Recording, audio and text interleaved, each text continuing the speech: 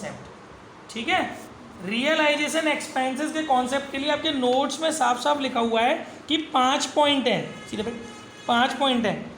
5 पॉइंटों में कौन कौन से हैं? पहला पॉइंट ए, फिर दूसरा पॉइंट बी, तीसरा पॉइंट सी।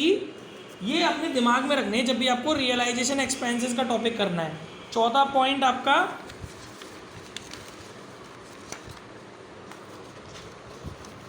चौथा पॉइंट है आपका है ही नहीं। कितने पॉइंट है रियलाइजेशन एक्सपेंसेस के? A B C 3 देखो, रियलाइजेशन एक्सपेंसेस के पॉइंट है ए बी सी, 3 पॉइंट है, 5 नहीं, सॉरी 3 पॉइंट है। रियलाइजेशन एक्सपेंसेस को जब भी हमें करना है तो हमें 3 रूल याद रखने हैं। सबसे पहला रूल क्या है कि जो रियलाइजेशन एक्सपेंस है, उस दिन मैंने थ्योरी भी इसी ऑडियो भेजी थी, उसमें भी समझाया है, उस दिन ऑडियो में भी समझाया मैंने कि आपको देखो ये पहचानना है क्वेश्चन के अंदर कि रियलाइजेशन एक्सपेंसेस के लिए हमने पार्टनर को रेम्यूनरेशन दिया है।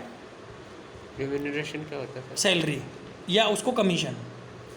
रियलाइजेशन एक्सपेंसेस के लिए अगर हमने पार्टनर को, पहली कंडीशन में क्या होता है कि हम रियलाइजेशन एक्सपेंसेस के लिए पार्टनर को रेम्यूनरेशन देते हैं, और इसके साथ साथ रियलाइजेशन एक्सपेंसेस हम यानी फर्म बॉर्न करती है।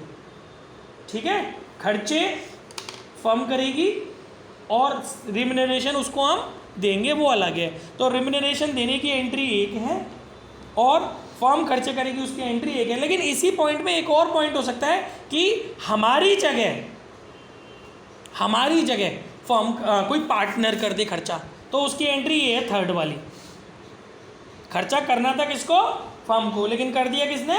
पार्टनर ने। चौथा पॉइंट क्या है कि खर्चा करना था फर्म को, लेकिन थोड़ा फर्म ने करा और थोड़ा पार्टनर ने करा। यानी पहली कंडीशन लग रही है तो उसमें 4 पॉइंट मैक्सिमम हो सकते हैं। पहली कंडीशन क्या हमारी? पहली कंडीशन ये कि रियलाइजेशन एक्सपेंसेस फर्म बॉर्न करेगी, फर्म झेलेगी, और उसके लिए रेम्यूनरेशन फर्म पार्टनर को अलग से देगी। तो पहली एंट्री रेम्यूनरेशन देने की, दूसरी एंट्री फर्म के द्वारा खर्चा करने की, है ना। तीसरी कंडीशन हो सकती है कि खर्चा फर्म ना करे, पार्टनर कर दे, उसकी एंट्री होगी। फिर चौथी कंडीशन हो सकती है कि थोड़ा खर्चा फर्म कर दे, थोड़ा खर्चा पार्टनर कर दे। तो पहली कंडीशन में ये 4 पॉइंट याद रखने हैं। लेकिन अगर क्वेश्चन में पहली कंडीशन की जगह दूसरी कंडीशन है, तो दूसरी कंडीशन का नाम क्या है कि रेम्यूनरेशन हम दे रहे हैं पार्टनर को, और इसके अलावा रियलाइजेशन एक्सपेंसेस जितने हो रहे हैं उतने पैसे नहीं दे रहे हैं, बल्कि हम फिक्स्ड अमाउंट दे रहे हैं रियलाइजेशन एक्सपेंसेस के लिए। हमें कोई मतलब नहीं है रियलाइजेशन खर्चे ज़्यादा हो या रियलाइजेशन के खर्चे कम हो, रेम्यूनरेशन देंगे और उसके साथ साथ फिक्स्ड अमाउंट हम रियलाइजेशन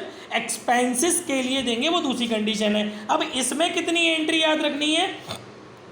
इसके अंदर आपको जो एंट्री याद रखनी है वो एक ही एंट्री याद रखनी है कि जब हम उसको रियलाइजेशन एक्सपेंसेस और रेम्यूनरेशन दोनों दे रहे हैं तो दोनों चीज़ों के लिए हम एंट्री एक ही करेंगे, ये वाली पहली वाली।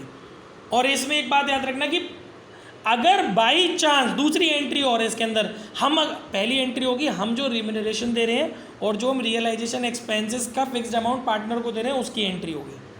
और दूसरा रूल क्या है कि अगर बाई चांस पार्टनर के बिहाफ पर फर्म ने पैसे खर्च कर दिए, पार्टनर के बिहाफ पर फर्म ने पैसे खर्च कर दिए, तो उसकी एंट्री होगी 2, है ना।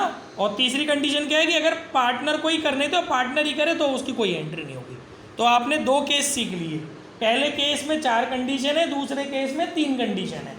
ठीक है, तीसरा केस कौन सा है कि जब हम रेम्यूनरेशन और रियलाइजेशन एक्सपेंसेस दोनों के लिए एक ही बार में फिक्स अमाउंट दे रहे हैं। उसमें रिम्यूनरेशन अलग दे रहे थे सेकंड कंडीशन में, और रियलाइजेशन के लिए फिक्स अमाउंट देते हैं। इसमें हम दे ही एक अमाउंट रहे, उसी को रेम्यूनरेशन समझो, उसी को रियलाइजेशन एक्सपेंसेस समझो। उस कंडीशन में एक तो एंट्री होगी जब हम ये दोनों चीज़ें दे रहे हैं, तो एक एंट्री तो उसकी हो गई, और दूसरी एंट्री काय की होगी? वही वाली सेम जो अभी सेकंड कंडीशन में थी कि फर्म को करना, वो पार्टनर को करना था पर फर्म ने कर दिया, उसकी होगी। ठीक है, तो ये कुल मिला के 2। तीसरी वो कि अगर पार्टनर को करना तो पार्टनर नहीं करा तो उसकी कोई एंट्री नहीं होगी। तो कुल मिला के 3 केस है। पहले केस में 4 कॉन्सेप्ट, दूसरे केस में 3 कॉन्सेप्ट, तीसरे केस में भी 3 कॉन्सेप्ट। अब चलते हैं इनके सम्स करने पे। स्टॉप कर लिया अगर बीच बीच में बहुत